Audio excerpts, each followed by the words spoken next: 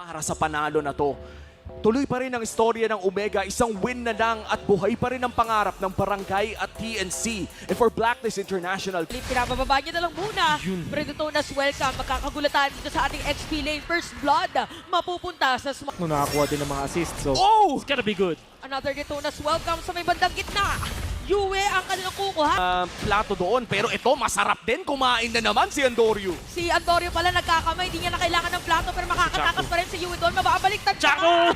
No way! Pero ginamit yung flicker. Hachi. Saktong-sakto Straight sa taas, ang bilis na burst. Oh, hindi nakatakas pa yung deadly grato ng Omega na mga gandang Visual No Expert na way. play naman doon. No At saka way. mababaliktad pa nga yata. Pero Yumi nag-flicker out. Habang si Hachi wala ng buhay doon. Ginamit pa yung bush para hindi siya makita. Kaya naman Omega ngayon, sila na ang makakakuha nitong Ito na naman. Sino na mahuhuli nila? Ginamit pero pinalayo lang. Sabi lang medyo masakit. Pero masakit lang din naman nasagot dito. Si Joe medyo na-cancel yung kanyang Blazing Duet. Nabantayan dito ng final. Ng late game talaga. At this point. And Sensui humaharap para mangwasiwas yung isa. Final slash para nag-serve sa Valor na nandito pa rin. Andori and the rest of the players sa Blacklist International. Sama pa si Ryota ay nakapwesto na. Hero yata ang kanyang gusto kuhanin. Detonas welcome. Pero set of play with the Ichiboy. Tapos si Haji halos wala ng buhay doon. Ginamit ang Blazing Duet. Haji is down. Ryota! Habang si Joe at yung mga players ng Omega nakatutok lang dito sa Lord. Ryota versus the world. Tama doon, pero ginamit na yung final slash by the way. Si Sensui nakaabangan the rest of the players. Oh, yun na Napakalalim. nga! Nahanap Nakuha! nila si Oheb doon sa gitna ng mga player here. Ryota. Ay, si Edward pala nakuha niya. Si Ryota nung moment na yun. Habang double kill na si Andorio. Nag-ahabulan ngayon yung mga players natin. A very crucial para sa Yue. Si Yue nag-flicker out na. Makakatakas ba? Mukhang hindi na dahil sakto lang din naman ang curtain call.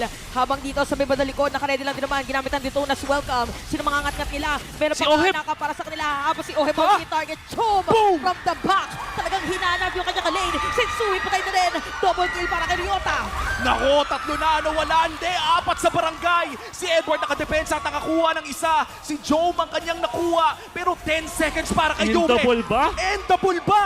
Buhay pa rin ba Nandyan ang si Ryota. pangarap ng barangay? Nandiyan si Sisi! Ito na yata din natin kung kaya ba ng barangay na mahabain pa ang kanilang buhay. Edward dito with the sa play. ating torneo. Dahil si Edward pinipilit na lumapensa. Si Yue nandito na rin. Nagkaroon din ng Walang minion minions! reaction. Same goes with Sensui. Pero grabe yung zone dito ng barangay. Sino makakaretry ng Lord habang lumalapit na sila? Jom is down. Pero yung Lord mapupunta pa rin sa Omega Killis na para kay Ryota. Papasok pa nga. Edward. Merong curtain call pati yung mga Edward. yo para sa kanila. Astral Echo ginamit rin. At si Ryota nandun na nga rin sa harap. Si Edward kailangan na makatakbo pero na-stun pa! At si Edward ay bumagsak na nga rin. Isama mo na rin si Sensui. Dalawa na lang ang magdedepensa para sa Blacklist International. A 4v2! Ito na ba yun? Ito na nga yata, this time meron pa silang bit-bit na Lord.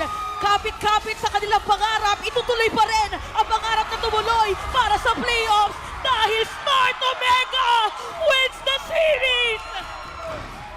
At sa pagbabalik ng Jack Mamba ay nakuha ng Smart Omega ang pinakauna nilang